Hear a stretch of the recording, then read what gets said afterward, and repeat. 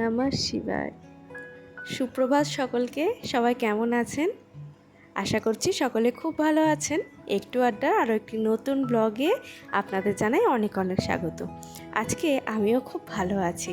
তো সকাল সকাল ঘুম থেকে উঠে আজকে ব্লগটা শুরু করেছি। তো চলুন আগে ব্রাশটা করে নিই। এই যে ব্রাশ করার পরে এসে একদম ফ্রেশ হয়ে নিয়েছি। এরপরে একটু চা খেয়ে নেব। সকাল সকালে একটু ফ্রেশ না হয়ে নিলে যেন মনে হয় আমার দিনটাও ফ্রেশভাবে শুরু হলো না। তাই জন্য চুল টুল আঁচড়ে নিয়ে জামা টামা ছেড়ে নিয়েছি, মানে বাসি জামা কাপড় ছেড়ে নিয়েছি। আর এরপরে একটু চা খেয়ে নেব। জানেন তো, বিয়ে হওয়ার পর থেকে চুল উঠলে আর কষ্ট হয় না। চুল উঠিয়ে অনেক চুল জমা করে ফেলেছিলাম, আর সেই জমানো চুল দিয়ে এটা ওটা কিনেও নিয়েছিলাম। আর বিয়ের আগে চুল উঠলে খুব মন খারাপ হতো, কিন্তু বিয়ের পরে যতই দামি দামি তেল শ্যাম্পু লাগায় না কেন, মনে হয় সংসারের জিনিসই তো আসবে।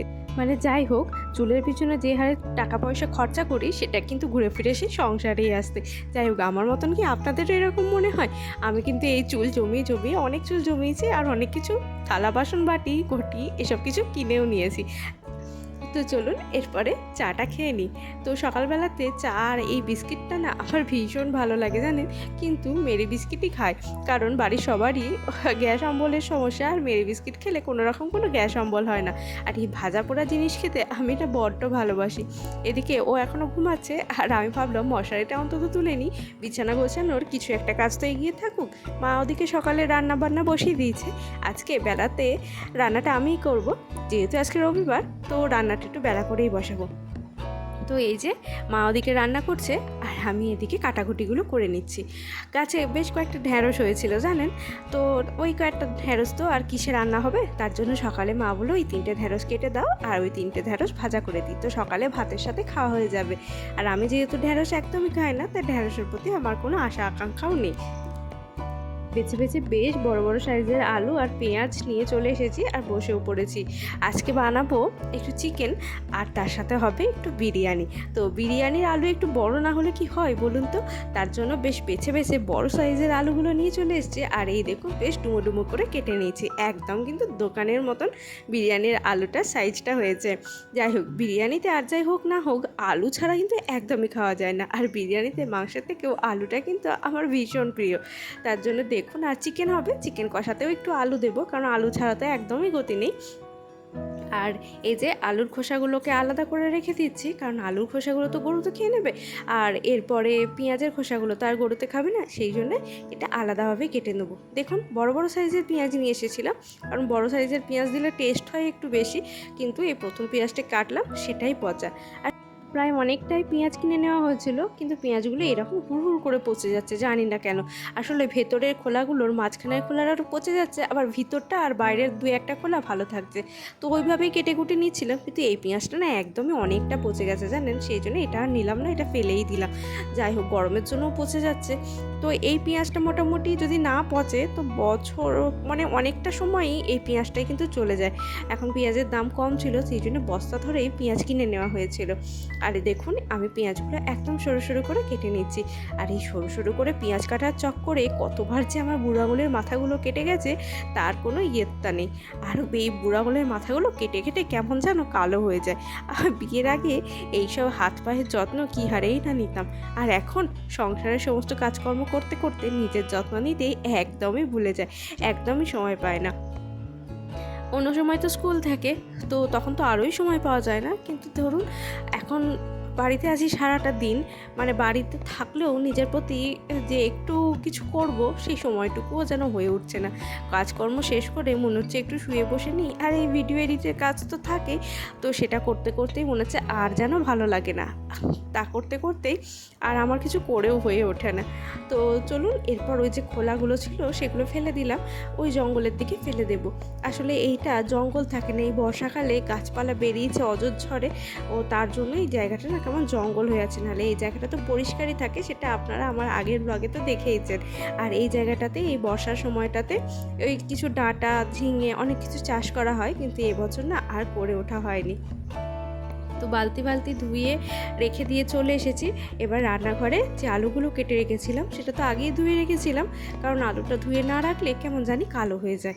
তো আরও একবার এখন ধুয়ে নিলাম। তো এরপর আলুটা ভাজতে বসিয়ে দেব।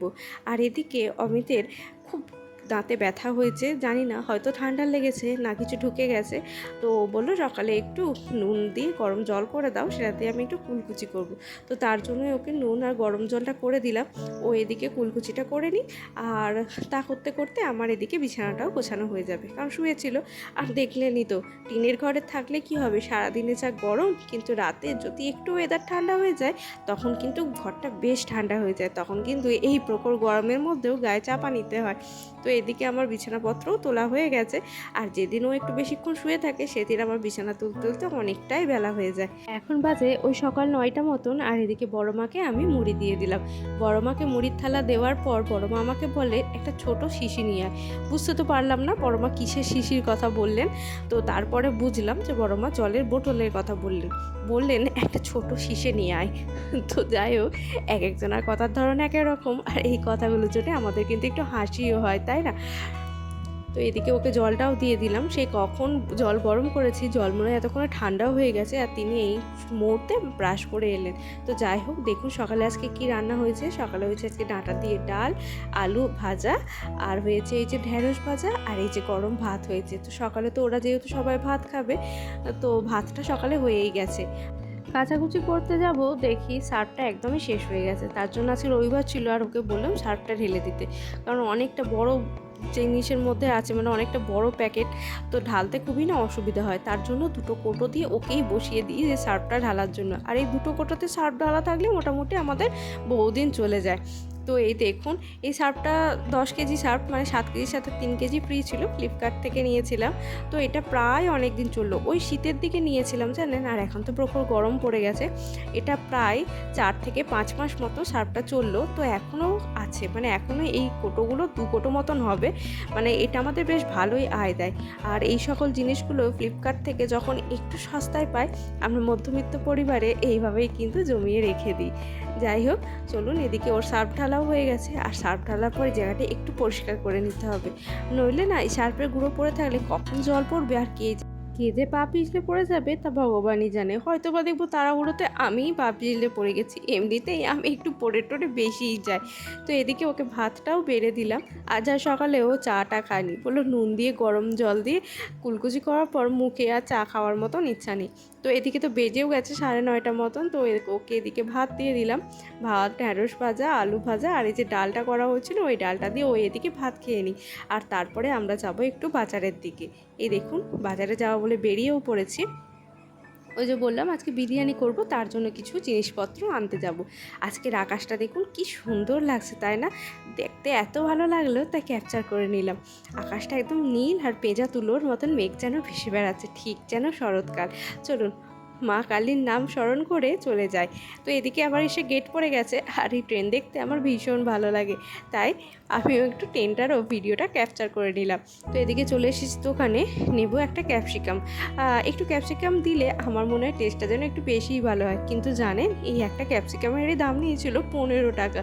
ভাবলাম যে কোন বাজারে এসে পড়েছি রে ভাই, একটা ক্যাপসিকামের দামই নিল 15 টাকা। তো দেখুন, বাজার থেকে নিয়ে চলে এসেছি, একটা স্প্রাইট নিয়ে চলে এসেছি, আর চাল, আর নিয়ে এসেছি একটা ক্যাপসিকাম আর টক দই। আর এদিকে আমার জলখাবারের জন্য নিয়ে চলে এসেছিলাম চেরা পরোটা। তো এটা খেতে আমি ভীষণ ভালোবাসি, আর এইসব ভাজা পোড়া খাবার খেতে আমি কিন্তু একটু বেশিই ভালোবাসি। তো দেখুন, এদিকে ওদের ভাত খাওয়া হয়ে গেছে সকলে, তো আমার আর ভাত খাওয়া হয়নি। দেখলাম সকালে যখন বাজারের দিকে যাব তখন একটু না হয় ছেঁড়া পরোটাই নিয়ে চলে আসি। আগে যখন ছোটোবেলায় স্কুল কলেজ থেকে ফিরতাম বা পড়ে বাড়ি ফিরতাম, তখন কিন্তু এই ছেঁড়া পরোটা নিয়ে চলে আসতাম আর খেয়েও নিতাম। আমার কিন্তু এটা খেতে ভীষণ ভালো লাগে। খাওয়া দাওয়া তো কমপ্লিট হয়ে গেছে, এখন বাজে ওই 11টা মতন। তো এখন চলে এসেছি জোর কদমে, একদম কোমর বেঁধে রান্নাঘরে।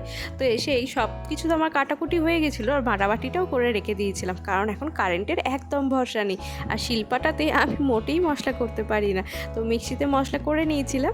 আর এই যে ক্যাপসিকামটা নিয়ে এলাম, ওইটাই কেটে নিলাম। আর এদিকে মাংসের জন্য আলুটাও আমি ভেজে নিলাম।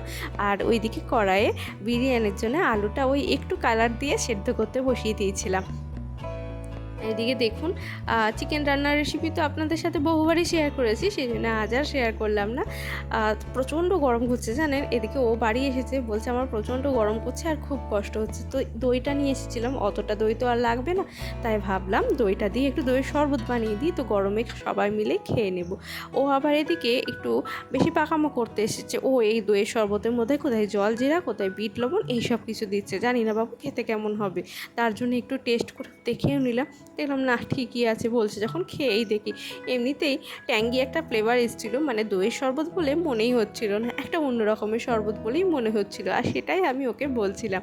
তো সবার জন্য শরবতটা ঢেলে নিই, আর তারপর বাইরে ওদিকে বাবা মা আছে, বাবা মাকে গিয়ে শরবতটা দিয়ে দেবো। বাইরে মা ওদিকে কাঠের উনুনে এই বিরিয়ানির যে হবে তার রাইসের ভাতটা মানে করে দিচ্ছে কাঠের উনুনে। আর কাঠের উনুনে একবার যদি টকবক করে ফুটে যায় চালটা কিন্তু বেশ সুন্দর হয়। আমার আবার একটু কাঠের উনুনে ভাত খেতে বেশি ভালো লাগে। তো এই দেখুন এখানে একটা চালা করা হবে, কারণ এখানটাতেই তো আমাদের ভাত রান্না হয়। তো ওই ফাঁকা আকাশের নিচে আবার এখন বর্ষাকাল আসছে, তো তার জন্য এখানে একটা চালা নামানো হবে। তো বাবা এই চালা নামানোর কাজটাই করছে, আর মা এদিকে উনুনে ভাতটা বসিয়ে দিয়েছে। তারপর ওনাদের শরবত দিয়ে চলে এসে আমাদের পুচকে রানী চলে এসেছে, ওর আজকে আমাদের বাড়িতে সারাদিনের নিমন্ত্রণ, তার জন্য শরবত থেকেই বা বাদ যায় কেন। তো ও আর অমিত এদিকে বসে পড়েছে, আর ওর বড় কাকার সাথে খুব ভাব জানেন তো, ও বড় কাকার সাথে অনেক গল্প করছিল। আর তারপর আমি শরবত দিয়ে দিয়েছিলাম, পুচু আবার খেয়ে আমাকে দেখালো একদম টেস্টি হয়েছে। ও ভালো হোক বা খারাপ হোক, ও কিন্তু এই টেস্টিটা দেখাতে আমাকে কখনোই ভোলে না। তো চলুন এবার বিরিয়ানির জন্য বেরেস্তাটা ভেজে নিই। তো কড়াইয়ে দিয়ে দিয়েছিলাম রিফাইন অয়েল, আর তাতে দিয়ে দিয়েছি পেঁয়াজগুলো খুব সরু সরু করে কেটেছিলাম, আর ভাজাটা হয়ে গেছিলো খুব তাড়াতাড়ি। আর পুচু তো আমার কাছে সারাক করে দাঁড়িয়েছিল, আর ওর সাথে গল্প করতে করতে আমার কিন্তু রান্নাটাও খুব তাড়াতাড়ি হয়ে গেছিলো। মানে বিশাল খুব একটা কষ্ট হয়েছে বা অনেক টাইম লেগেছে বা বোর লাগছিল এরকম কিন্তু একদমই মনে হয়নি। এই দেখুন আমার বেরেস্তাটা হয়ে গেছে, আর করবো আজকে আলু দিয়েই বিরিয়ানি করব। মানে চিকেনটা আর বিরিয়ানিতে দেবো না, তো তার জন্য আলুটাও কিন্তু ওই টক দই দিয়ে যেমন মশলা কষায় মশলা দিয়ে কষিয়ে নিয়েছি, আদা জিরে বাটা, টক দই, ক্যাপসিকাম আর পেঁয়াজ দিয়ে কষিয়ে নিয়েছি। আর এদিকে এইসব লেয়ারের কাজগুলো তো আর একা হয় না, তার জন্য ওকে ডেকে নিয়েছিলাম, ও ছিল একটু বাইরের দিকে, তো ওকে ফোন করে ডেকে নিয়েছিলাম যে তুমি লেয়ারটা এসে করে দাও।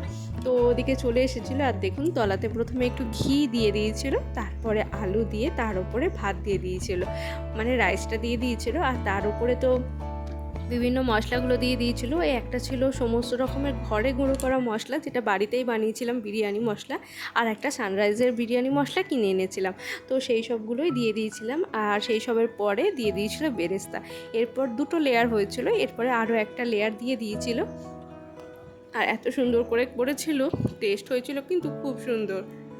গরমে এতই কষ্ট হচ্ছিলো আমার আর মনে হচ্ছিল না যে আমি বসে বসে লেয়ারটা দিই, তার জন্য ওকেই আমি ডেকে নিয়ে চলে এসেছিলাম। আর ও না এই কাজগুলোতে বেশ ভালোই এক্সপার্ট জানেন, দেখুন। আর পুচুকে এখানে তো বসেই আছে, পুচু বলছে আমিও কিন্তু শিখে গেছি, এরপর আমি একদিন করবো। আছি আচ্ছা, তুমি তোমার খেলনা বাটির খেলনা ঘরে তুমি একদিন বিরিয়ানি করে আমাকে নিমন্ত্রণ করো। ও তো খুব খুশি। এই যে দেখুন বিরিয়ানির লেয়ার কিন্তু একদম কমপ্লিট হয়ে গেছে, আর এরপর ঢাকা চাপা দিয়ে দেবো একদম দমে। বিরিয়ানিতে উপরে বেরেস্তাগুলো এত সুন্দর সরাচ্ছিল, মনে হচ্ছিল যেন ঠাকুরের পুজো করছে। তো এই যে নুন চিনি যা কম টম ছিল মোটামুটি ও দিয়ে দিয়েছে। আর এই নুনের পরিমাণটা আমি কিন্তু অন্য কাউকে দিয়ে চাখিয়ে নিই, মানে নুনটা আমি একদমই বুঝতে পারি না সে তরকারিতে নুন বেশি হয়ে যাক বা কম। এক একদিন তো তরকারি নুন ছাড়া খেয়ে নিলেও আমার মনে হয় না যে নুন কম হয়েছিল। আর এই যে ওপর থেকে একটু ঘি দিয়ে দিয়েছিল, ঘিটা যদিও পরিমাণে একটু কমই হয়েছিল, কিন্তু এই গরমের মধ্যে খাওয়ার জন্য একটু কম হলেও আমাদের কোনো অসুবিধা হয়নি।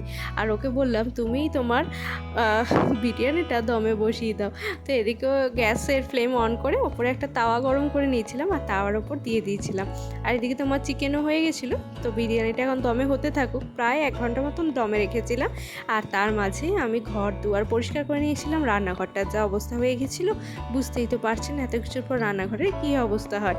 তো রান্নাঘরটাও পরিষ্কার করে নিয়ে তারপর ঘর দুয়ার সব কিছু পরিষ্কার করে মুছে নিয়েছিলাম। তো পুজোকে এখন পাঠিয়ে দিয়েছিলাম স্নান করতে, নাহলে আমি এই পরিষ্কার টরিষ্কার করলেও ও কিন্তু আমার সাথে এসে পরিষ্কার করতেই থাকে। আর সেটা তো আপনারা আগে দেখেইছেন ও কিভাবে আমার পিছনে থাকে।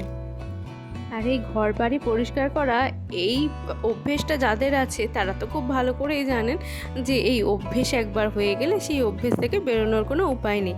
আর যাদের যাদের এই অভ্যেসটা আছে তারা কিন্তু কখনোই সারাদিনে এক ফোঁটার সময় বসে থাকার মতন পান না। মানে সারাদিন এই খুঁটি কিছু না কিছু পরিষ্কার পরিচ্ছন্ন করতেই থাকেন। তো দেখুন এদিকে সকালে তো ঘর ঝাঁটপালা সবই দেওয়া হয়েছিল, তো আরও একবার ঘরটা পরিষ্কার করে নিলাম। এরপর আরও একটু মুছে নেব। রান্নাঘরে রান্নাবান্না হওয়ার পর একবার না মুছলে না ভালোও লাগে না। আর শুধু রান্নাঘরটা মুছেই বা কী করব, তার জন্য দেখলাম বারান্দাটাও নোংরা হয়ে আছে, তো ঘর বারান্দা সবই একবার মুছে নেব। তো দেখুন পুজো এদিকে স্নান করতে পাঠিয়ে দিয়েছিলাম ওকে, ও স্নান করে চলে এসেছে। যাই হোক ওকে আবার বললাম তুমি একটু বাইরে গিয়ে দাঁড়াও, আমি তো ঘরটা মুছছি, তো ঘরটা ঝাঁটপালা দিয়ে নিই, তারপর তুমি আসবে। ও এদিকে সেজেগুজে চলে এসেছে, মানে নিমন্ত্রণ বলে সেটা পাশের ঘর হোক বা অন্য কোথাও, ও কিন্তু সাজুগুজু করেই চলে এসেছে। তো এদিকে আমি মপ দিয়ে ঘরটা মুছে নিয়েছিলাম, আর ওই ঘর মোছার জলে একটু শ্যাম্পু দিয়ে দিয়েছিলাম। ঘরটা বেশ তেলছিটে হয়ে গেছিলো জানেন, তার জন্য একটু শ্যাম্পুর জল দিয়ে ঘরটা মুছে নিলাম। তো চলুন মোছামুছিগুলো কমপ্লিট করে নিই। আর ওই রান্নাঘরে যে বালতিটা রাখা থাকে, যেটাতে মোটামুটি আমি রান্নাঘরের যা আবর্জনা হয় সেগুলো রেখে দিই, ওই ধরুন প্লাস্টিক, লঙ্কার বোঁটা, পেঁয়াজের খোলা, ঠোঙা, কাগজ যা পাই মোটামুটি ওই বালতিটাতেই রেখে দিই, কারণ এদিক ওদিক তো আর ফেলা হয় না। তো ওই বালতিটা ভর্তি হয়ে গেছিলো, তো ওই বালতিটাই নিয়ে গিয়ে ওই দূরে একদম ফেলে দিয়ে চলে আসবো। তো বালতিটা ওখানেই রাখা থাকে, বালতিটা ভর্তি হয়ে গেলে আবার ফেলে দিই। আবার কখনো কখনো ওই বালতির প্লাস্টিক দিয়ে মা এদিকে উনুনটাও ধরিয়ে নেয়, কিন্তু এখন আর উনুনটা ধরানো যাবে না, মানে প্লাস্টিকগুলো সব ভেজা ভেজা হয়ে গেছে, আর একটু কেমন দুর্গন্ধও ছাড়ছিল। তো দেখলাম বালতির তলাটাতে কি জানি কি ফেলেছিলাম মনে নেই, ছাতা মতন পড়ে গেছে, তার জন্য জল দিয়ে কিছুক্ষণ চুবিয়ে রেখে দিলাম। তো ওটা স্নান করার আগে এসে একবার পরিষ্কার করে নেব। তো এরপরে আমি স্নান করে চলে এসেছি, যা কাজকর্ম ছিল সেগুলো করে এখন স্নান টান করে চলে এসেছি। প্রচণ্ড গরম পড়েছিল, তার মধ্যে একটু গায়ে জল ঢেলে যেন একটু শান্তি হলো। তো এদিকে চুল টুল ভালো করে মুছে নেবো। বিরিয়ানিটা এখনও কিন্তু দমে বসানোই আছে, ওই যে বললাম না প্রায় 1 ঘন্টা মতন দমে বসানো ছিল। মোটামুটি আমার এই কাজকর্ম করে স্নান করতে প্রায় 1 ঘন্টা হয়ে গেছে। তো এই দেখুন একবার খুলে দেখি, বুঝলেন। আর পুচুর তো ক্ষুদেও পেয়ে গেছিলো, তো পুচুকে দিয়ে খেতে দিয়ে দেবো। ও বসেছিল বড় কাকার সাথে একসাথে খাবে বলে, কিন্তু ওর ফিরতে একটু দেরি হবে, তার জন্য পুচুকে খাইয়ে দিই। ঘড়িতে বাজে এখন ওই 1:30টা মতন। তো এই যে পুচুরটা বেড়ে দিচ্ছি, আর ওকে আজকে খাইয়েই দিতে হবে, নইলে ও একা হাতে আর বসে বসে খাবে না। আসলে সবার সাথে খেলে নিজে নিজেই খেয়ে নেয়, কোনো অসুবিধা হয় না, কিন্তু আজকে একা একা, তাই ওই যে দেখুন বসে পড়েছে। আর আমি ওকে এদিকে খাইয়ে দিলাম। বিরিয়ানিটা তো খুব একটা ঝাল দিইনি, যাতে ও খেতে পারে। আর চিকেনটা একটু ঝাল ঝাল করেছিলাম, তো আগে বিরিয়ানিটা ওকে দিলাম, পরে চিকেনটা ধুয়ে ওকে দিয়েছিলাম। তো ধুয়ে দিয়েছিলাম যেহেতু, ও কিন্তু সুন্দরভাবে খেয়ে নিয়েছিল। আর দেখুন খাইয়ে দিয়েছি, সবটা কিন্তু সুন্দরভাবে খেয়ে নিয়েছে। আবার একটু শশাও দিয়েছিলাম, শশাটা দিয়ে ভালোই খেয়েছে। পেঁয়াজটা তো একটু ঝাঁঝ লাগে, তার জন্য পেঁয়াজটা আর দিইনি, আর পেঁয়াজটাও খেতেও চায় না। তাহলে চলুন আমরাও এবার এদিকে খাওয়া দাওয়া করে নিই। তাহলে আজকে ব্লগটা এখানেই কিন্তু শেষ করছি। তবে হ্যাঁ, আপনাদের আরও একটা কথা বলে রাখি, এর আগেও আমি 2বার বিরিয়ানি করেছিলাম, কিন্তু সেটা না খুব একটা টেস্টি হয়নি, কিছু না কিছু কমতি ছিলই, কিন্তু আজকের বিরিয়ানিটা ছিল একদম পারফেক্ট। মানে ওই কয়েকবার প্র্যাকটিসের পর শিখে গেছি আর কি। তাহলে চলুন আজকের ব্লগটা এখানেই শেষ করছি। সবাই ভালো থাকবেন, সুস্থ থাকবেন, আর আমার ব্লগটা কেমন লাগছে অবশ্যই কিন্তু কমেন্ট করে জানাবেন। টাটা।